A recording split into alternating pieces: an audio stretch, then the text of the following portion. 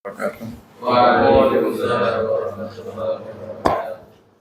Billahi ta'ala bisyafati rasulillah wa lillahi lana wa lakum al-fatihah.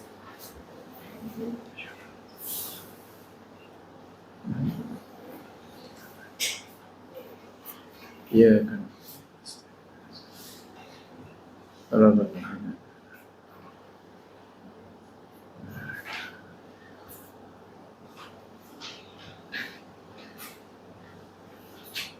Enggak dibaca bareng-bareng ayat 123 sama 124, dua ayat. 123 sama 120. A'udzu billahi minasy syaithanir rajim. Bismillahirrahmanirrahim. Wattaqu yawman la tajzi nafsun an nafsin syai'an. Gimana? Berhenti kalau kamu berhentinya di syai'a nanti di situ ada yang bawa Quran nggak? Ada tanda wakafnya nggak kalau di Quran kalian?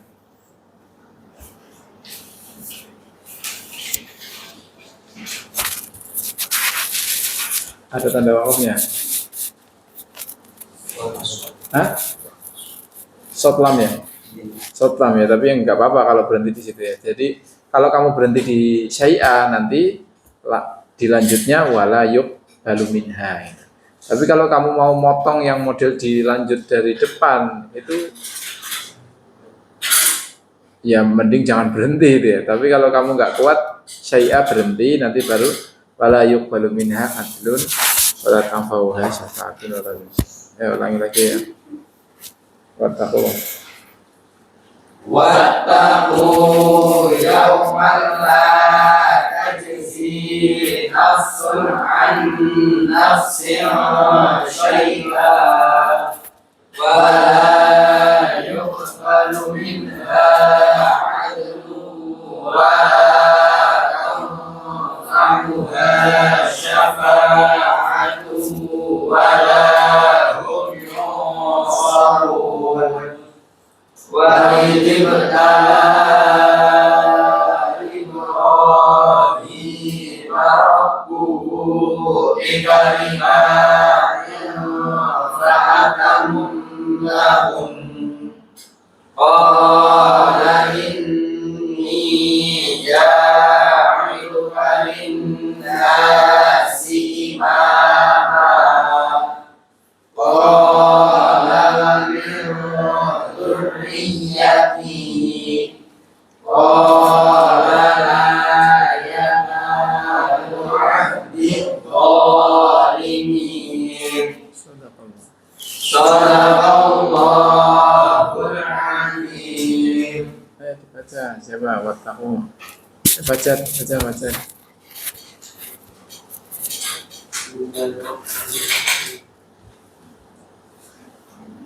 Wattaqu dan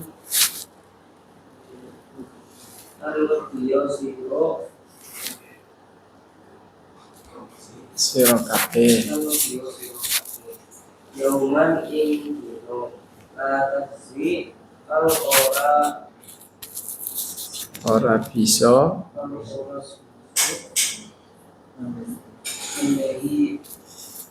menehi pergantian.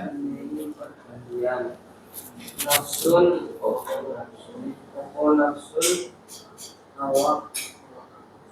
Awak-awakan. Dua kali itu ya. Dua itu awak-awakan. Terus an nafsin saking awak liyo syai'an ing suci ya kan? mana yudhalu lan ora Diterima.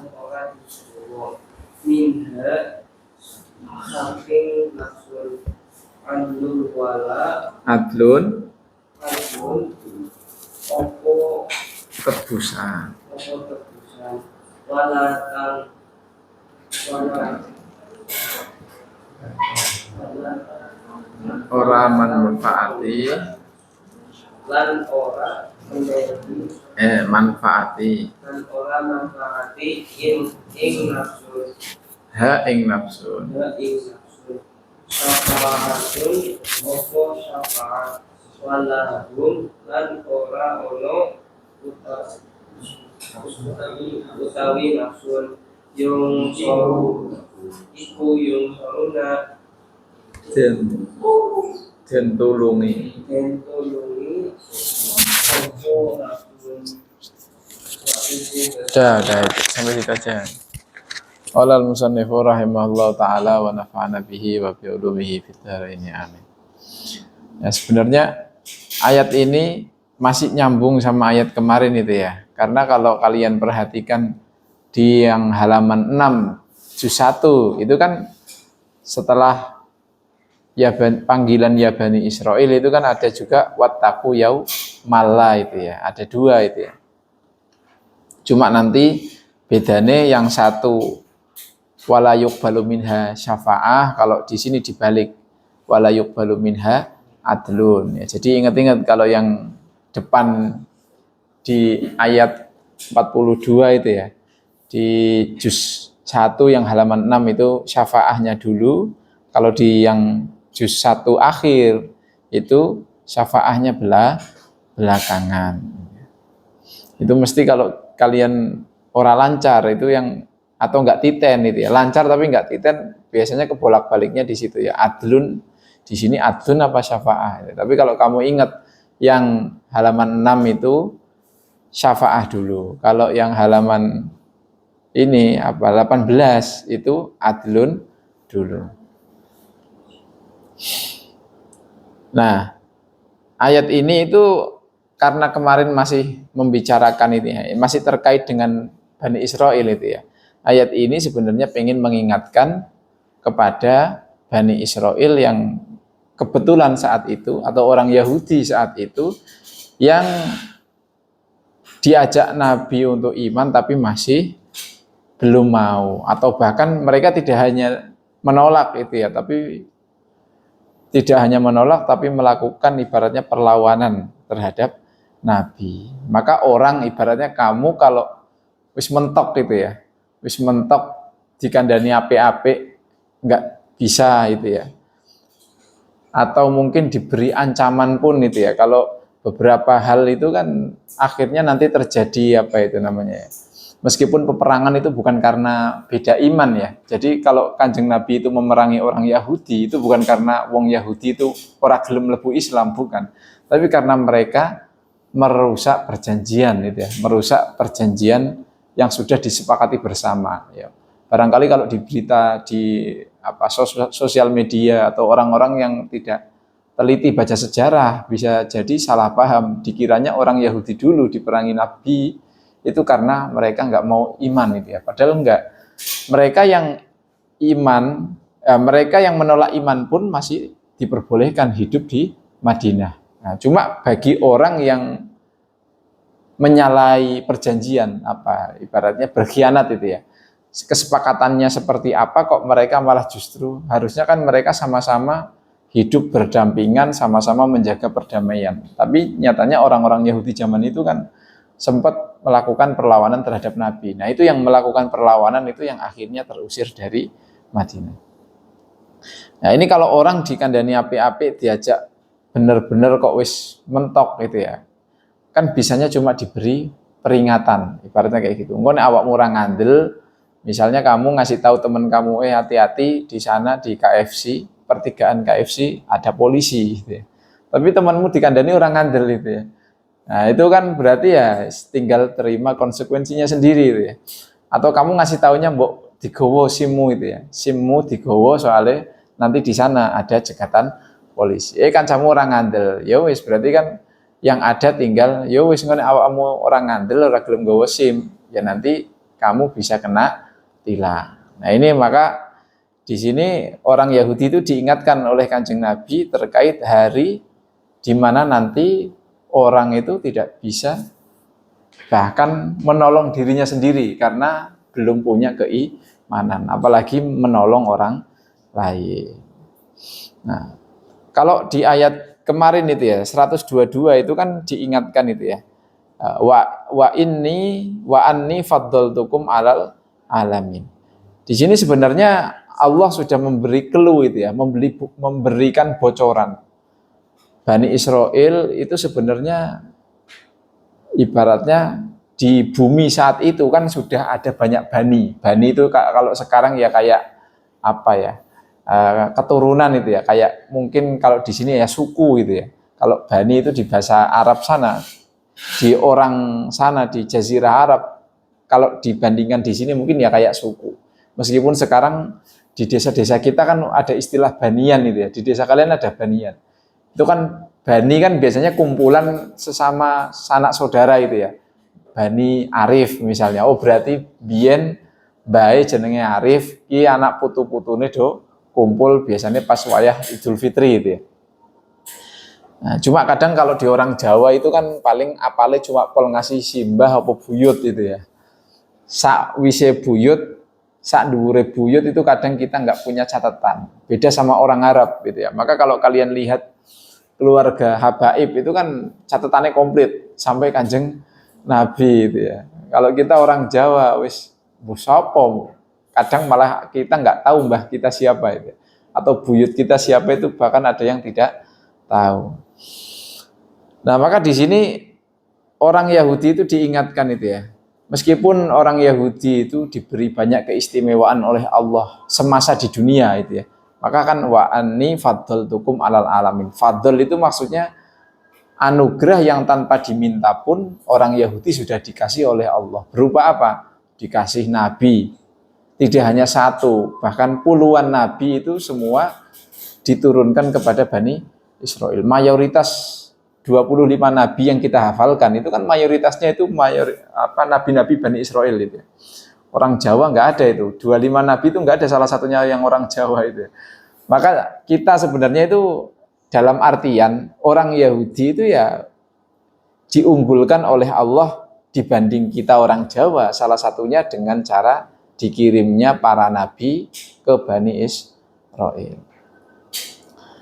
Selain dikirim nabi, mereka kan juga punya kitab suci itu ya, malah dua itu ya, Taurat dan Injil ya. Kalau tambah satu ya berarti Zabur gitu ya. Taurat, Zabur, Injil kabeh diturunkan untuk mereka gitu ya. Terus di saat Nabi datang hijrah ke Madinah, mereka itu orang-orang Yahudi Madinah itu sudah diberi keistimewaan oleh Allah. Ya contohnya mereka saat itu sudah menguasai ekonomi dan politik itu mereka sudah menguasai di kawasan Madinah. Wong sugih-sugih Madinah ya wong Yahudi, atau nek wong sugih otomatis biasanya militernya kuat gitu ya. Maka kalau negara yang ekonominya lemah ya otomatis ora iso tuku bedil gitu ya. Karena banyaknya uang berpengaruh terhadap pembelian senjata tadi ya, atau keamanan itu ya. Industri ketentaraan atau keamanan itu. Nah, maka dengan adanya anugerah tadi ya, mereka punya kekuatan politik yang kuat, ekonomi yang kuat, mereka juga orang-orang terpelajar, wong-wong pinter, nabine akeh, duwe kitab suci. Tapi ternyata seistimewa itu ketika mereka dihadapkan dengan Nabi Muhammad itu mereka angel kon iman itu ya.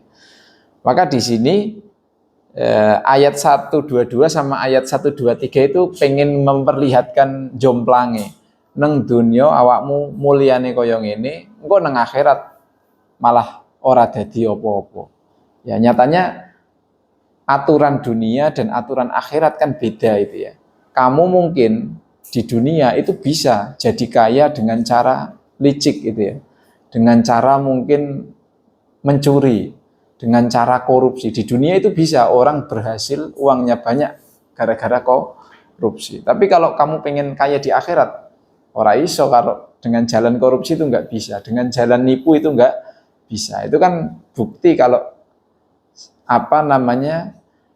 untuk memperoleh kekayaan, kaya di dunia dan kaya di akhirat itu beda. Zaman dulu orang Yahudi bisa tetap kaya dan mereka juga menolak ajakan untuk masuk Islam. Ibaratnya sekarang kan nyari orang kaya yang non Muslim kan banyak banget ya, malah paling telecek itu ya. Di Indonesia itu kan yang katanya ada 9 naga itu kan rata-rata malah bukan orang Islam itu.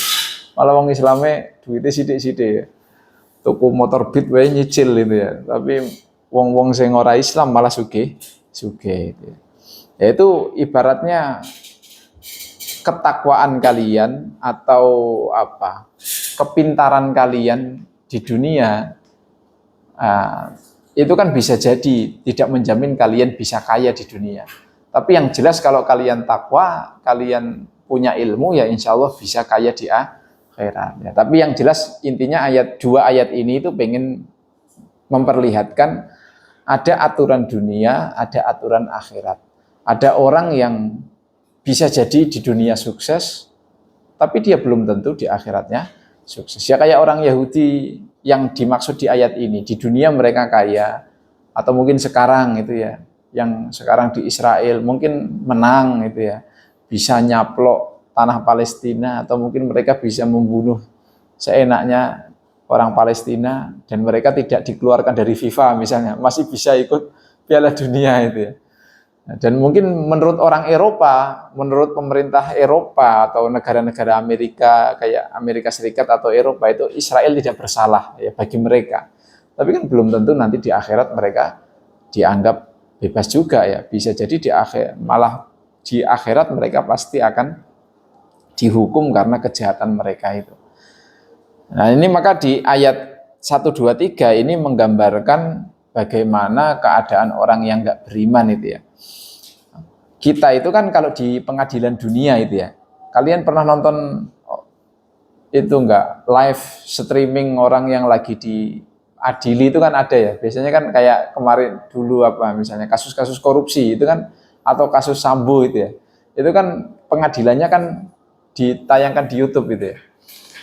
Itu kan kalau kalian misalnya kena kasus di sini, misalnya kamu ketangkap polisi itu ya, apa yang akan kamu lakukan ketika kamu ketangkap polisi? Minta bantuan orang lain, apa bayar dulu? Kena denda dulu, apa minta bantuan orang lain? Ketika kamu naik motor kamu ternyata bodong, atau enggak kena, atau enggak bawa SIM, itu kira-kira kamu dapat apa kalau ketangkap polisi? Surat tilang. Kalau surat tilang itu kamu disuruh ngapain? Bayar ya, disuruh bayar. Nah kalau di sini itu namanya adlun. Adlun itu kan tebusan ya, kan tadi diartikan tebusan.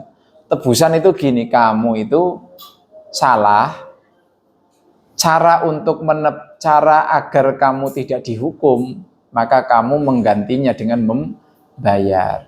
Ya maka kalau kita di dunia itu kita masih bisa melakukan bayar tebusan atau istilahnya apa, nyogok. Kalau bahasa ilegalnya kan nyogok.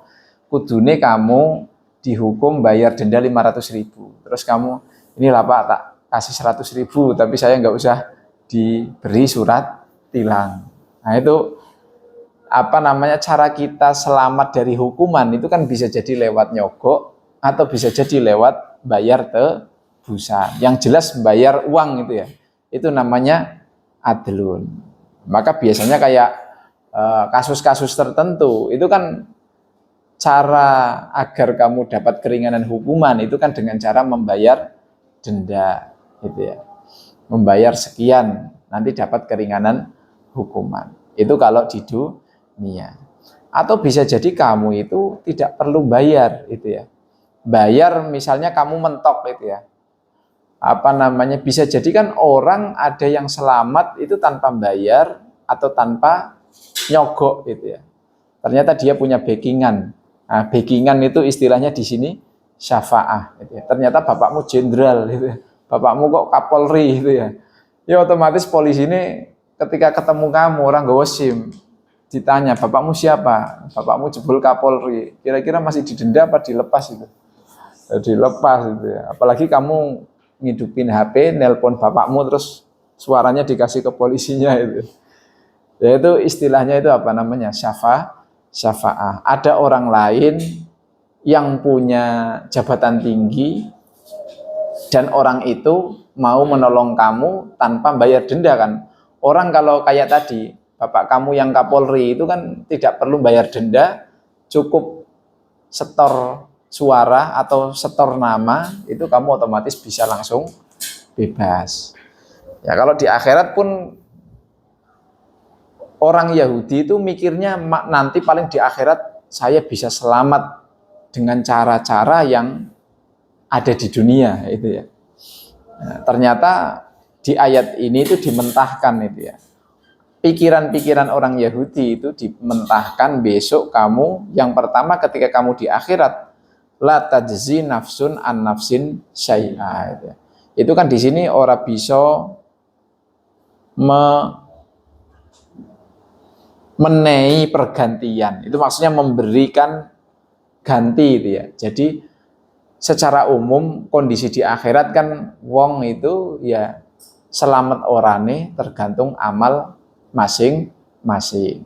Berarti kan kalau tergantung amal masing-masing, aku ya tidak bisa campur urus, nggak bisa bantu apa-apa terkait keselamatan kamu itu ya. Nah, karena masing-masing orang itu akan sibuk dengan urusannya masing-masing. Nah, orang percaya ya, misalnya kamu lagi tadi hujan banter, tiba-tiba ono bledek, kamar yang meledos itu ya, kena bledek. Mesti wong kocar-kacir nyelametno awake dewek. Karena pas itu dia mengalami sesuatu yang di luar normal dan itu sangat mungkin sangat sangat dahsyat itu ya. Sehingga orang itu biasanya kalau mengalami hal yang sangat besar, yang sangat dahsyat itu dia akan mencoba menyelamatkan dirinya masing-masing. Orang kepikiran wong liya itu ya. La tajzi nafsun an nafsin syai'a. Tapi ketika orang itu ya, kamu kalau normalnya orang kan ketika kita merasa tidak bisa, ketika kalian dapat masalah itu ya, ketika kamu dapat masalah kayak tadi misalnya, pasti yang akan terpikir orang itu, bisa nggak sih saya menyelesaikan masalah ini dengan cara pakai uang?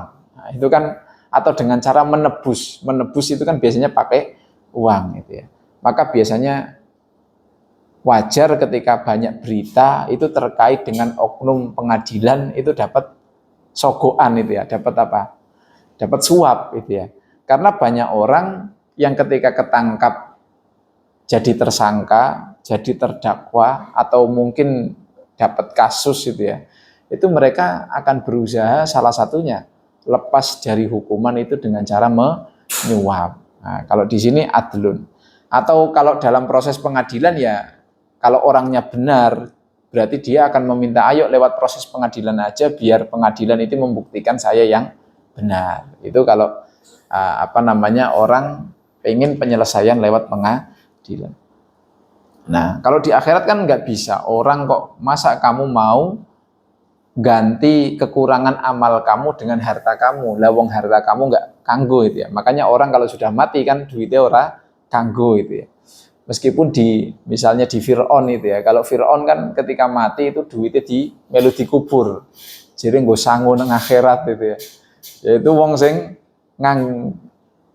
pikirannya itu jere nang akhirat duit isi kanggo, jebul duit malah ora kanggo. Malah sekarang kasihan Fir'aun kan kuburannya dikeduk lagi. Jadi uang-uang yang dulu dibawa di kuburan itu dikeluarkan lagi malah ditaruh museum.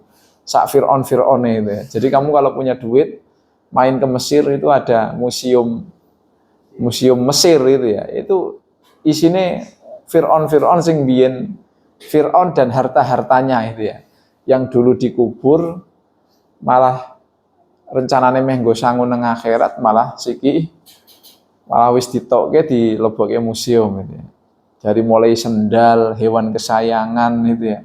Mulai bantal terus kereta kuda itu ya. Itu kabeh ono komplit itu. Nah, kalau tebusan itu sudah mentok gitu ya. Orang kan adlun di sini itu maksudnya orang masih mengandalkan dirinya sendiri, mencoba menebus atau mencoba menyogok sistem peradilan agar dia agar dia selamat. Tapi kalau dia sudah mentok, bisa jadi dia nyari cara lain dengan mencari koneksi tadi ya. Wala tanfa'uha syafa'ah. Nah, tapi beda dengan kita yang orang iman. Kalau syaratnya syafaat itu kan kita peroleh dari orang soleh itu ya. Atau kita dan orang yang kita mintai tolong itu sama-sama beriman. Masalahnya orang Yahudi yang kebetulan dimaksud di ayat ini itu mereka kan nggak iman gitu ya. Kalau orang nggak iman, minta tolong di akhirat, minta tolong kepada orang lain kan ora iso itu ya. Sing meh nolongi ora iso, gara-gara ora iman, sing ditolongi apa maning. Sama-sama dua-duanya tidak bisa menolong satu dengan yang lain karena sama-sama belum beriman. Atau mungkin salah sijine wis iman, yo ora iso nulungi kancane. Misalnya kalau kalian baca nanti cari aja artikel itu ya. Katanya Raja Inggris itu masih keturunan Nabi Muhammad itu ya. Karena dulu apa namanya kekhalifahan Umawi itu ya. Itu kan pernah ada di Spanyol itu ya. Dan Raja Inggris sekarang itu masih keturunan raja-raja Spanyol. Maka ada yang bilang itu sebenarnya masih keturunan itu Ahlul Bait itu ya. Nasabnya masih nyambung. Cuma senajan nasabnya nyambung tapi ini orang mlebu Islam, yang besok nang akhirat ora iso ditulungi Kanjeng Nabi gitu ya. Nah, beda sama orang yang sudah iman gitu ya. Nah, ayat ini kan ditujukan kepada orang Yahudi gitu ya. Tapi kalau bagi kita yang orang iman itu ya bisa itu ya. Syafaat itu berlaku bagi orang yang beriman. Ya nyatanya kita yang besok kalau kita dilalah amalnya itu kurang gitu ya. Amalnya kurang, maka nanti akan ditolong oleh syafaatnya Kanjeng Nabi. Nah, kalau mereka tadi ya ora ono sing awe syafaat, meh nebus awake dhewe ya ora iso, meh golek apa itu? Golek tulung karo wong liya ya wis mentok, maka walahum yun sorun. Yo nang akhirat mereka ora ono sing iso nulungi maning gitu ya. Berarti yang mlebu neraka selawase. Ya, ini ayat 123 ini menunjukkan ya urusan dunia birokrasi ini beda karo birokrasi akhirat. Nek meh selamat nang akhirat ya kudu gelem iman itu. Tapi nek nang dunia bisa jadi orang tanpa iman itu uripe kepena. Tanpa jujur bisa jadi dapat uang banyak gitu ya. Atau bisa jadi orang itu jadi kalau sekarang yang cepat kaya kan jadi apa? Bandar judi online itu ya. Misalnya bandar judi online, penghasilannya triliunan. Itu ya iso sugih itu ya. Nah, tapi ya itu besok di akhirat ya ora kanggo itu ya. Duite ora kanggo maning. Nah, maka itu bentuk apa ya? Bentuk ancaman yang diberitahukan kepada orang Yahudi nek ora gelem iman. Konsekuensinya itu meskipun nang dunia dadi wong mulya tapi nang akhirat bisa jadi malah kosong itu ya. Sekaligus ini untuk memberikan apa ya? Ancaman itu ya. Kamu kalau misalnya kaya raya itu kan orang kaya itu kan yang paling takut itu kan kalau jatuh miskin gitu ya. Maka sampai sekarang itu pemerintah masih belum goal itu ya, apa undang-undang perampasan aset itu ya. Karena orang yang paling ditakuti kalau sudah kaya itu apa? Jatuh miskin itu ya. Sama orang yang di dunia sudah hidupnya mulia ketika ditakut-takuti besok uripmu nang akhirat malah mlebu neraka lho. Nah, itu kudune ya wonge sadar itu ya. Karena sing jenenge mlebu neraka itu ibaratnya seapes-apesnya orang itu ya. Karena kalau amal itu kan gampang. Soalnya kalau kalian kalau ngaji kitab itu kan atau di ayat Quran kan sering digambarkan itu ya.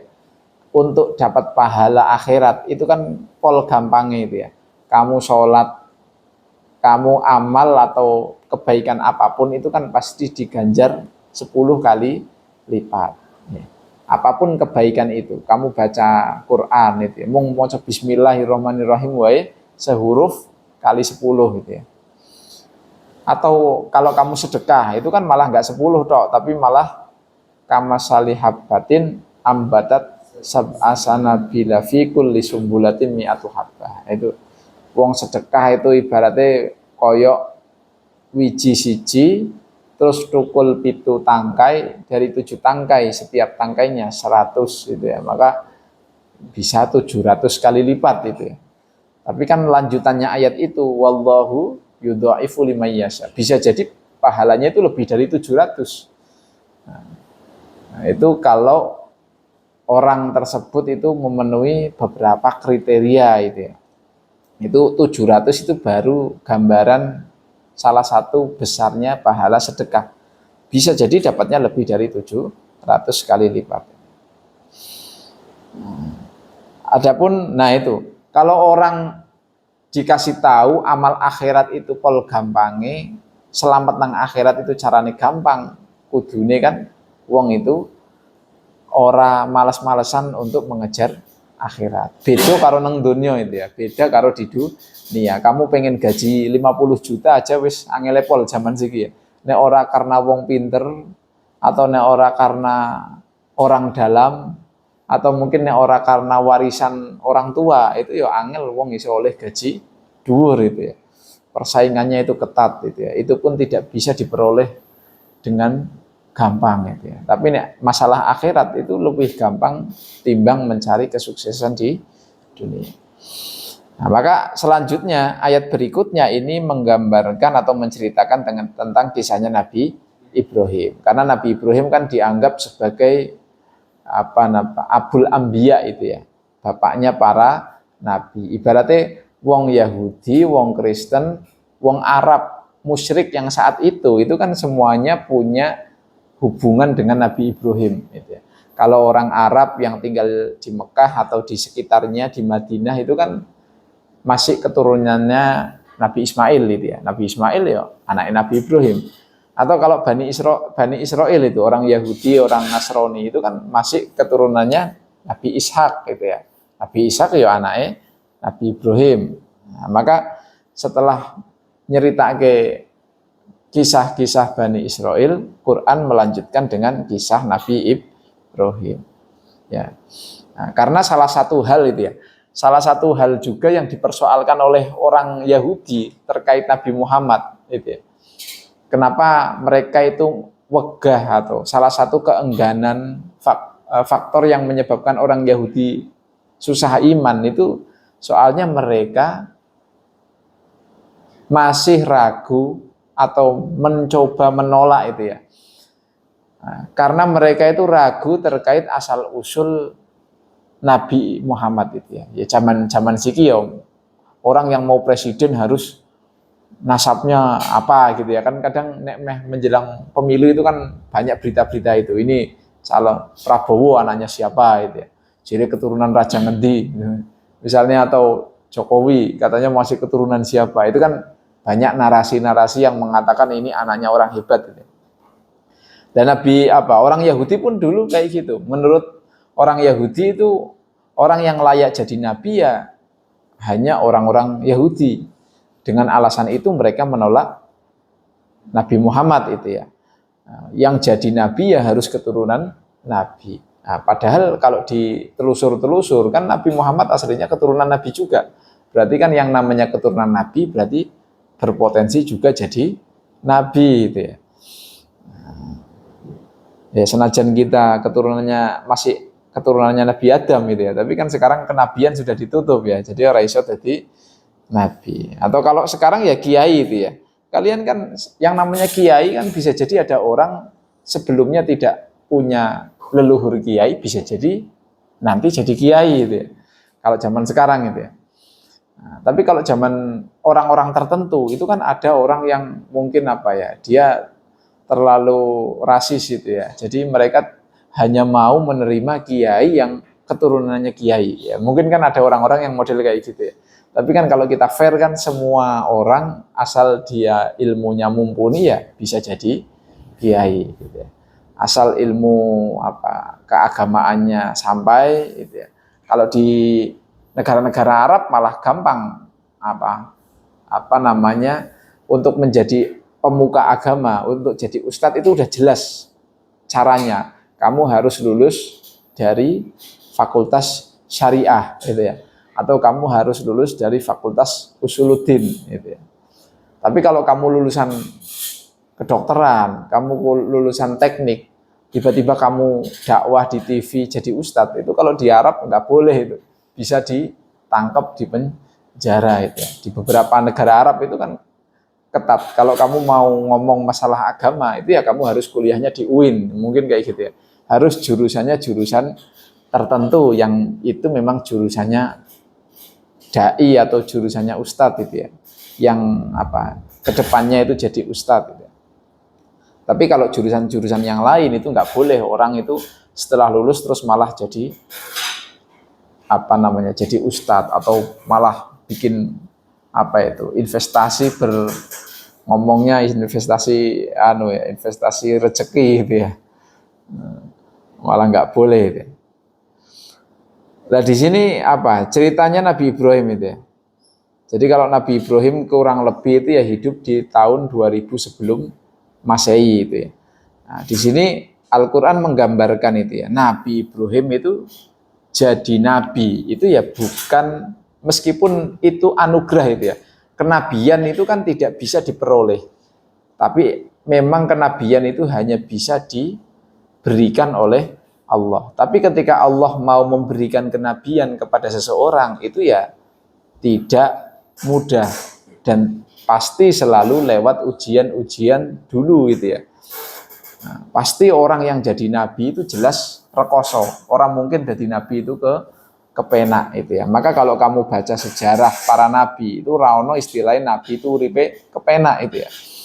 Nah, maka di sini meskipun nggak diceritakan secara detail, tapi di sini itu digambarkan satu hal yang menjadikan Nabi Ibrahim itu diangkat menjadi nabi.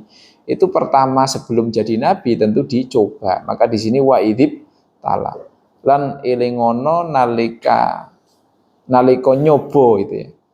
Ibtala nalika nyoba. Ibrahim ing Nabi Ibrahim rabbuhu sapa pangerane Nabi Ibrahim.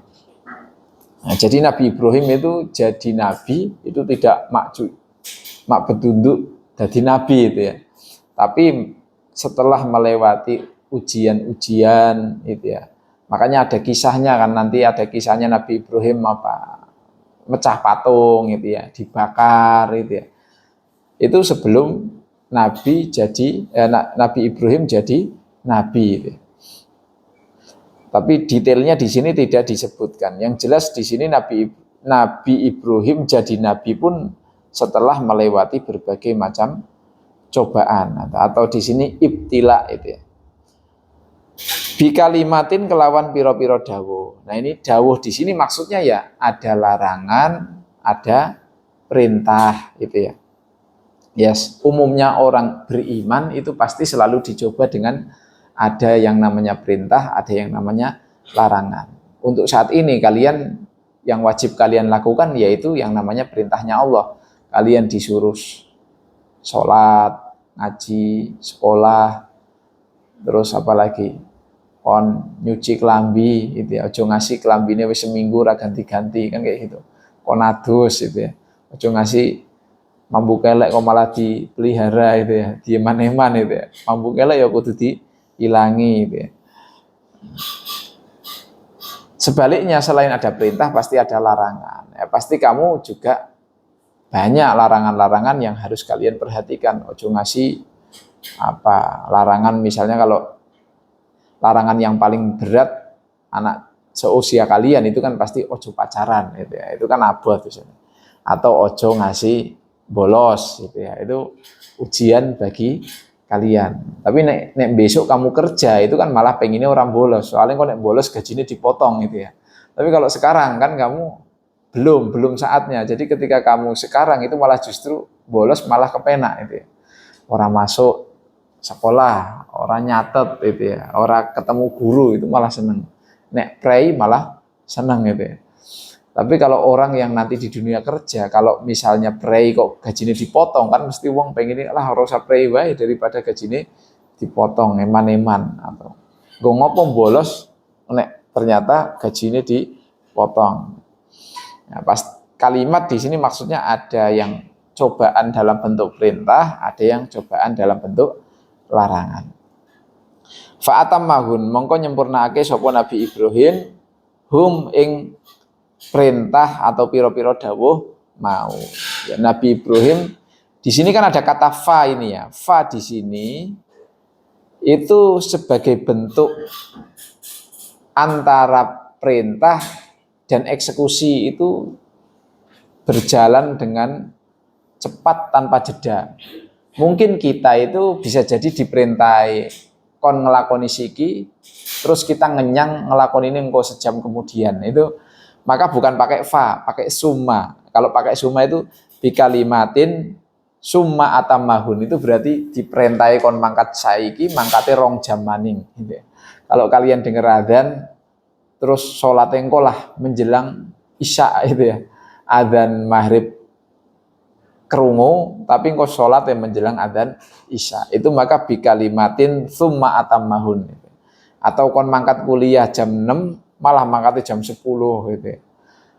Atau kon garap tugas itu kon ngumpul ke 1 hari sebelum presentasi, malah kalian ngumpul ke tugas pas dosennya teko itu ya. Nembe tugasnya dikumpul ke, nembe disebarke ke kanca-kancane. Padahal wis dikon ngumpulke sehari sebelum presentasi, misalnya kayak gitu. Nah, maka di sini karena pakai fa itu menunjukkan Nabi Ibrahim itu punya integritas yang tinggi itu ya. Jadi nek diperintah opo wae dang-dang dilakoni.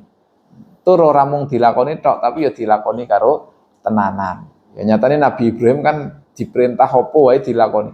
Kon nyembelih anake ya dilakoni. Terus kon ninggal bojo, tapi ini nggak boleh ditiru gitu ya. Jadi ada yang dilakukan Nabi Ibrahim tapi kita nggak boleh niru. Itu Nabi Ibrahim kan diperintah Gusti Allah kon apa itu? Siti Hajar itu ya. Jadi Nabi Ibrahim itu tinggalnya di, kalau sekarang ya mungkin di daerah Syria itu ya. Nah, Syria itu ya sing cedak Palestina lah kalau gambarannya, kalau kamu tahu Palestina ya Syria itu cedak-cedak kono. Jadi Nabi Ibrahim itu dulu hidupnya di daerah atas, di daerah Syria, terus diperintah karo Gusti Allah kon menaruh Siti Hajar di daerah yang namanya Mekah atau yang sekarang ikut negara Saudi Arabia. Ibaratnya perjalanan saat itu mungkin ya butuh berbulan-bulan itu ya, mungkin bisa sebulan atau 2 bulan. Atau kalau sekarang pakai pesawat ya bisa 3 jam gitu ya. Kalau pakai kendaraan darat ya bisa berhari-hari gitu ya. Bayangkan Nabi Ibrahim, kamu diperintah, apalagi saat itu Nabi Ibrahim kan menikah puluhan tahun, tapi tidak punya anak dengan istri pertama. Dilalah ketika bojo sing keloro malah duwe anak. Lagi seneng-senengin duwe anak, malah bojo karo anake kon ditinggal aduh itu ya. Itu kan sebuah perintah yang nggak masuk akal itu ya. Ibaratnya kamu lagi bar tuku HP anyar gitu ya. Terus kamu diperintah oleh guru kamu, kene HP ini gua aku wae gitu ya. Mesti ya boro-boro Pak, saya aja baru beli, enak men kok HP ini tak kayak jenengan itu ya. Ya kalau kita kan kayak gitu ya. Nah, kalau Nabi Ibrahim diperintah Allah seperti itu langsung jerek, anak karo bojo ditinggal nang Mekah. Atau pas nanti Nabi Ismail kon nyembelih itu ya, anak lagi saat itu Nabi Ibrahim belum punya namanya anak yang kedua atau Nabi Ishak, kan jaraknya agak lama itu ya. Kalau jarak antara Nabi Ishak sama Nabi Ismail itu kurang lebih 25 tahun. Jadi Nabi Ibrahim baru punya anak satu-satunya, nembe gede, nembe iso, ibaratnya sudah bisa membantu orang tua. Ibaratnya orang tua yang diharapkan oleh orang tua kan, apa yang dibangga-banggakan orang tua kan nanti ketika kamu sudah bisa membantu orang tua itu ya. Wis iso bantu golek ke duit, apa membantu menghidupi orang tua itu ya. Tapi yang jelas yang diharapkan orang tua kan biasanya seperti itu. Dilalah lagi anak sing wis iso diperintah, sing wis iso bantu, kok tiba-tiba Gusti Allah merintah Nabi Ibrahim kon nyembelih anake itu. Ibaratnya lagi sayang-sayangnya kok malah dikon disembelih. Tapi ya nyatanya Nabi Ibrahim langsung dieksekusi gitu ya. Maka di sini gambarannya itu pakai fa itu ya. Nah, maka karena berhasil melewati berbagai cobaan dan berhasil mengeksekusi dengan sebaik-baiknya, maka Allah memberikan qala dawuh sapa Gusti Allah, inni setune ingsun jailuka iku dadekake ingsun ka ing sira linasi tumraping menungso imama ing dadi kepala atau dadi panutan gitu ya. Jadi pemimpin dan jadi panutan. Maka Nabi Ibrahim kan jadi apa? Abul Anbiya gelarnya itu ya. Abul Anbiya, bapake para nabi.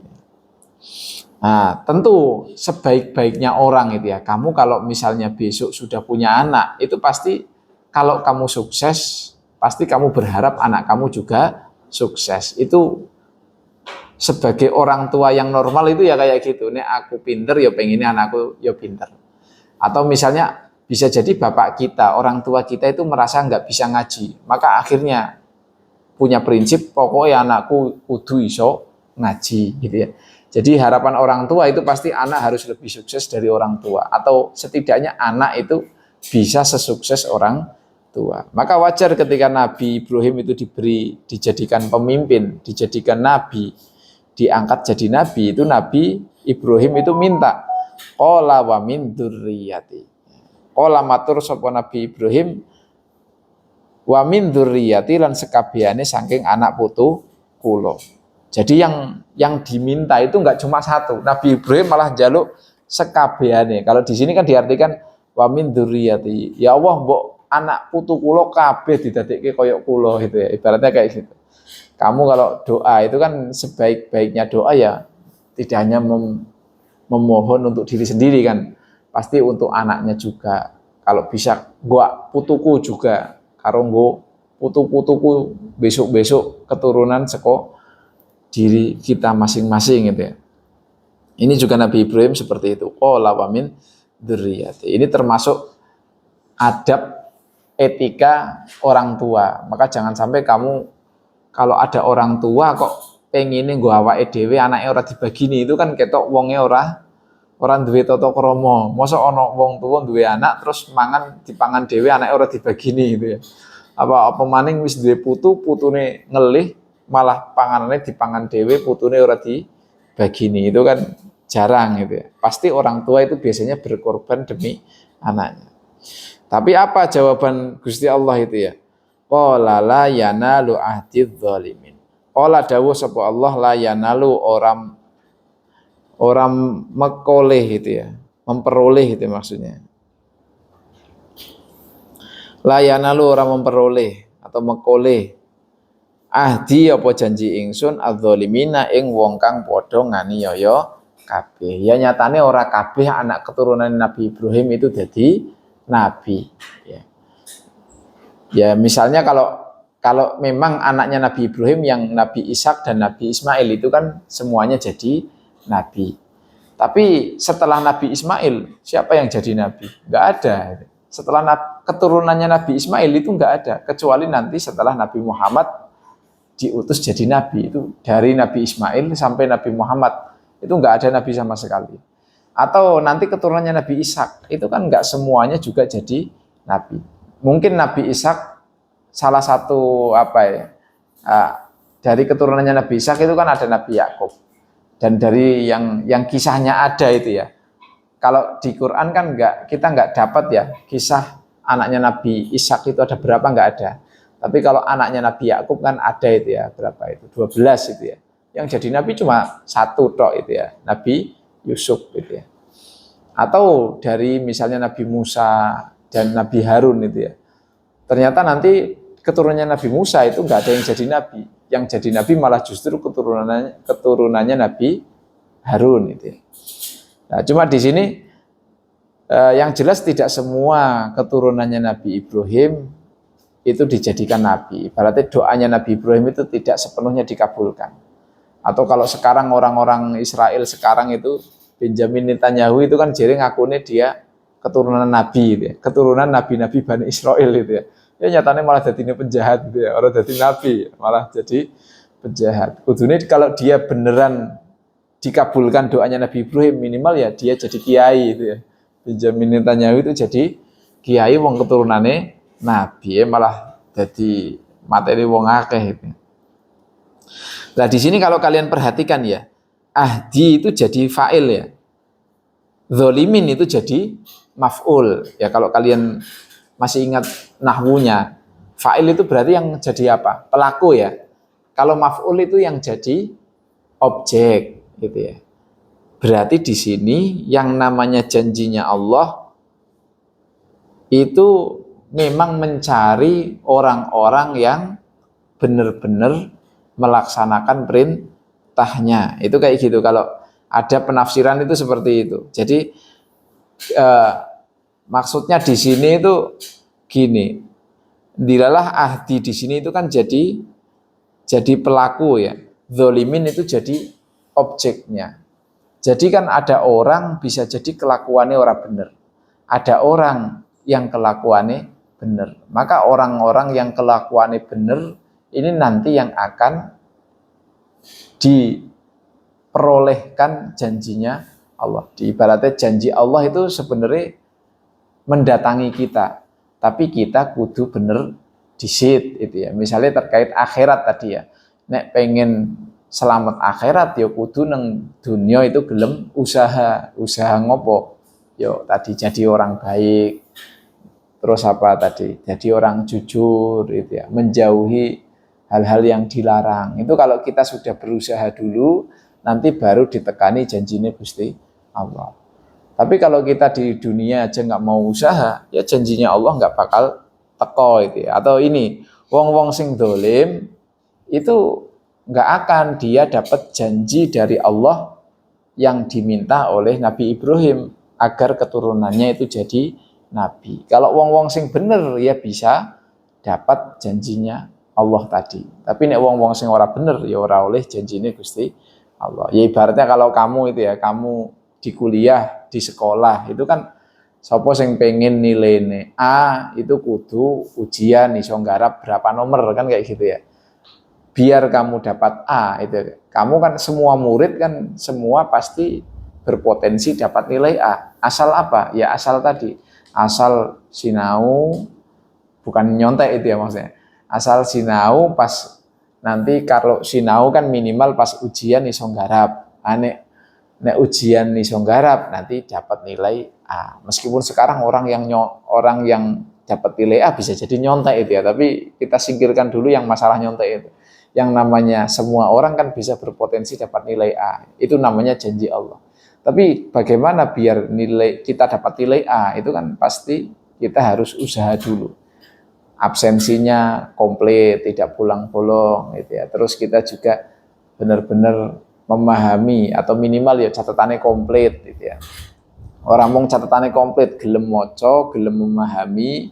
Nah, engko nek pas ujian akhirnya iso jawab soal-soal yang keluar di ujian. Maka di sini diibaratkan sapa sing gelem golek, sapa sing gelem berusaha ya nanti diampiri karo janjine Gusti Allah. Kalau kita ya mungkin ikhtiar tadi ya. Kalau mau ikhtiar ya dapat itu ya, dapat apa yang kita cita-citakan. Maka di sini doanya Nabi Ibrahim itu dikasih syarat, nek pengen diangkat jadi wong bener, diangkat jadi pemimpin atau diangkat jadi nabi itu ya syaratnya harus bukan jadi orang yang zalim tadi ya, orang yang menyalahi aturannya Gusti Allah. Hadza wallahu a'lam bishawab. Semoga ada manfaatnya. Dan Allah wa iyyakum wallahu muwaffiq ila aqwamit thoriq. Wassalamualaikum warahmatullahi wabarakatuh. Waalaikumsalam warahmatullahi wabarakatuh.